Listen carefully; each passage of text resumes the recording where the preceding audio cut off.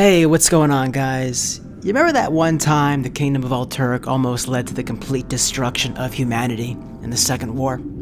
That was a real doozy, wasn't it? Oh, you don't remember? Well, pull up. I got you. But in all seriousness, the Ltoric Mountains is one of my favorite zones in the game. I just love the ambiance, I love the mystery, I love how it's a little bit underutilized. And there's a lot of interesting things to find there, including the ruins of Alterac. And they play a much bigger role in the history of Azeroth than I think people realize, in terms of the human races. It's a story of treachery, it's a story of incompetence, and just general scumbaggery. But without further ado, this story starts long ago, in the Arathi Highlands, back when there were no human kingdoms whatsoever, and they were just a bunch of shitty tribes. And to the northeast were the Amani Trolls, and at this point, the Amani Trolls are really firing on all cylinders. They got their shit together, and they're fighting the Elves of Quel'Thalas, and the Elves are not doing super great. And so the humans in the south are thinking, well, we're living in fucking huts right now, we're not united, this is just stupid. If the Amani were to turn their attention towards us, we're super fucked. And so under the leadership of the barbarian warlord Thoradin, the tribes were finally united, and boom, the Kingdom of Arathor was born. And the Elves, who are getting their shit kicked in, are very interested in this. And so they subsequently send a delegation down south to this newfound human kingdom and give them a fantastic offer. They say, if you help us deal with these annoying green guys, we will teach 100 of you dipshits how to do magic. And so that's a no-brainer, you take that offer, and so together, they just annihilate the trolls, it's a wrap. So at this point, the kingdom has become an empire. They're rather all-encompassing. The first human nation has become huge. And there's all these sub-factions. So when those 100 newfound mages come back and say, hey, you know, we kind of think we're better than you guys now because we can do magic and we want our own club, they go off and they form fucking Dalaran. And so now this massive nation with all these different subgroups are saying, well, they're doing their own thing and we want to do our own thing too. So before you know it, it's just a massive free-for-all. All the rich kids decide, well, we want to form Lordaeron. And all the hipsters, they go far south and they form Stormwind. All the kids that love boats and the swim team, they form Traitorous. All the goth kids, they form Gilneas. And the kids that love the cold, well, they went to the mountains of Alterac. And everyone left that refused to go anywhere, well, they renamed the Shattered Kingdom Stromgarde, after Strom, which was the former capital of Arathor. So after all these kingdoms split up, they didn't really want to have anything to do with each other whatsoever for quite some time, until the Second War. Now, during the First War, Orgrim Doomhammer, the war chief of the old original Horde, he comes invading Azeroth, causing a whole fuss, and at the end of the war, he ends up just straight up dunking on Stormwind, takes the city. And so Anduin Lothar takes all the refugees, and he goes way to the north to Lordaeron. And when he gets there, what's he say? He says, King Tyrannus Manethil of Lordaeron, my boy. Remember back in the day in the Arathi Highlands when we were just a bunch of bum-ass tribes and we united to kill a bunch of green guys? I'll tell you what, back down in the south, there's even more green guys and they've just fucked my shit up. So I guess what I'm saying is, King, is that we gotta get the band back together. And King Manethil has been so bored for so long, he says, fuck yeah, bro, let's do it.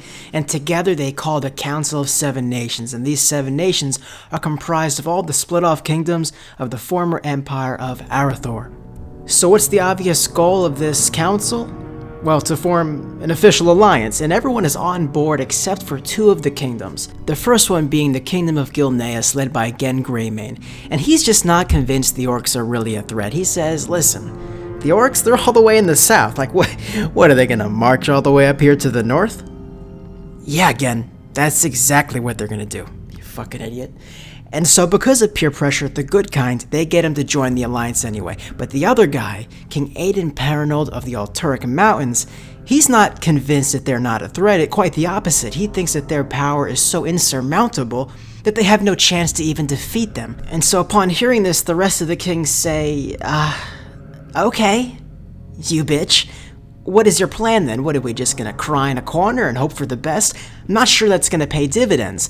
And so they convince him to join the alliance as well, but very reluctantly. And this initial mindset on part of the Alterac king would serve to be a pretty big issue in the very near future. So let's move forward to the Second War in full swing. A massive battle has just happened in Hillsbrad Foothills. It is essentially a stalemate, and so Orgrim Doomhammer decides, alright, well if I want to take Lordaeron, I'm going to have to take the long route. But the problem is, I don't know where I'm going. Dude, I'm from a different dimension, okay? So I need some local help to circumvent this massive Alliance army. And that help is going to come in the form of the Amani Trolls, who hate the humans and who hate the elves.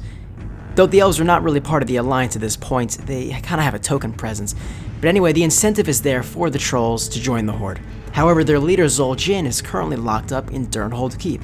Although the convenient thing is that Durnhold Keep is in Hillsbred Foothills and about a 5-minute light jog from Doomhammer's camp, so it's a no-brainer, save that guy real quick. And once he does so, they come to an agreement where the Amani Trolls will join the Horde and help them defeat the humans. However, what they need to do first is march a little bit further north up to Quel'Thalas and fully wipe out the elves in Silvermoon City, who are the longtime enemies of the Trolls. And so Doomhammer agrees. It's going to take him a little bit longer to get to Lordaeron, but the bolstered forces of the Amani Trolls, as well as their expertise in the local terrain, is worth it. The problem is, the siege of Silvermoon City doesn't really go super well. They have destroyed all the elves around the city, and the city is completely outnumbered, but the elves have they've got this stupid bullshit magical shield surrounding the city, and the Horde, they just can't break through. And Doomhammer's starting to think every day that I sit here playing with my fucking dick, Lordaeron is still standing and they're getting even stronger. And meanwhile, Gul'dan, one of my biggest allies, he's getting really weird lately, and this is just becoming a huge distraction. So because of all this, Doomhammer finally decides, man, I gotta call off this siege. I gotta get to Lordaeron and take the capital city. This is a waste of fucking time. But the trolls refuse to let up. They want to destroy the elves at all costs, and Gul'dan does say that give him 3 days and I could break down this shield. But Doomhammer doesn't trust him, and he has to leave immediately. We've wasted enough time, so he leaves behind the Dragonmaw clan, which are famous for enslaving the Red Dragons, to oversee Gul'dan and make sure him and his weird fetishes don't get out of control. So anyway, Doomhammer takes his army and proceeds to march on Lordaeron, and from this direction, the only thing really in his way is the Ltoric Mountains. However, because it's such a great defensive position, even if lightly garrisoned, could stall his army months. But luckily for Doomhammer, he's about to catch a serious W, because the Lord of the Alterac Mountains is an absolute fuckboy. And so when Doomhammer's armies march to the outskirts of the mountains, Aiden Paranold comes out to meet him. And he says, hey, what's poppin', pimp? Tell you what, I'll let your entire army just straight up march through the mountains to Lordaeron, save you a few months, as long as you pinky promise that after you wipe out the rest of humanity, you'll leave me alone. Naturally, Doomhammer immediately accepts, and before you know it, his entire army is marching through the mountain pass and has Lordaeron under full-scale siege. And Anduin Lothar, whose armies are still in Quel'Thalas, upon hearing this, frantically marches his armies back down to Lordaeron in order to avoid fucking catastrophe. However, the Alliance still do have a saving grace, and this is because of the fact that Doomhammer needs those 3 clans that he left behind at Silvermoon City to finish off the siege, because he needs those troops, those numbers, to effectively storm the battlements of Lordaeron and take the city quickly instead of having a prolonged siege and then having to deal with the reinforcing Alliance forces. Now to him, this isn't an immediate issue because he gave them a 3-day deadline prior to leaving, where they either take Silvermoon City and then regroup with him, or calling off the siege altogether and regrouping with him. And at that point, he'll be able to take Lordaeron. But the problem is, the days are going by and those clans aren't reinforcing. In fact, the only clan that shows up at all is the Dragonmaw, and they bring disastrous news. It turns out that nutjob Gul'dan has completely abandoned the war effort and taken his personal 2 clans, the Twilight's Hammer and the Storm Reavers, into the middle of the Great Sea to summon some fucking demon? Come on, dude. And not only that, the Kingdom of Stromgarde has discovered the Kingdom of Alterac's treachery and retaken the mountain pass, cutting off all reinforcements. It's at this point that Doomhammer realizes the war is lost, and a full-scale retreat ensues, with a massive battle happening down in the Blackrock Mountains way to the south. It's in this battle that the Alliance forces effectively end the Second War with the capture of Doomhammer and the defeat of his army, despite Anduin Lothar falling in battle. And so at the end of the Second War, there's a lot of things to figure out, a lot of things to discuss, and that includes what do we do with the traitorous Kingdom of Alterac. Problem is, no one can really reach a consensus. The Kingdom of Stromgarde, the longtime rival of the Kingdom of Alterac, who also discovered their treachery, wants to straight up annex the eastern half of the nation. Meanwhile, Gilneas has a little puppet Paranold that they want to install. King Tyrannus Menethil has a son of Aiden Paranold that he thinks would be fine. And then there's also Lord Prester, Now, Lord Prester is selling himself as some distant relative in the Paranoid family, and everyone is like, you know what, sure, let's give the kingdom to this guy because he seems to have no outside influences. Let's just have a clean slate. But little does anyone know, Lord Prester is secretly Deathwing in disguise. Good judgment, guys. And so, when Deathwing has his little shenanigans in Grim Batol and ends up having to go into hiding, that means that Lord Prester disappears entirely as well. And this has long-standing consequences for the Kingdom of Alterac, because without Lord Prester, the succession crisis is still in full swing. And as with all power vacuums, someone ultimately rises to fill it, and in this case, it is a gang. The Syndicate. And yes, they do have a pretty dope name, but let's keep it a buck, they're just the bargain bin defias brotherhood, and they're not capable of administering any part of the former kingdom, and it just rapidly degrades until what we see today.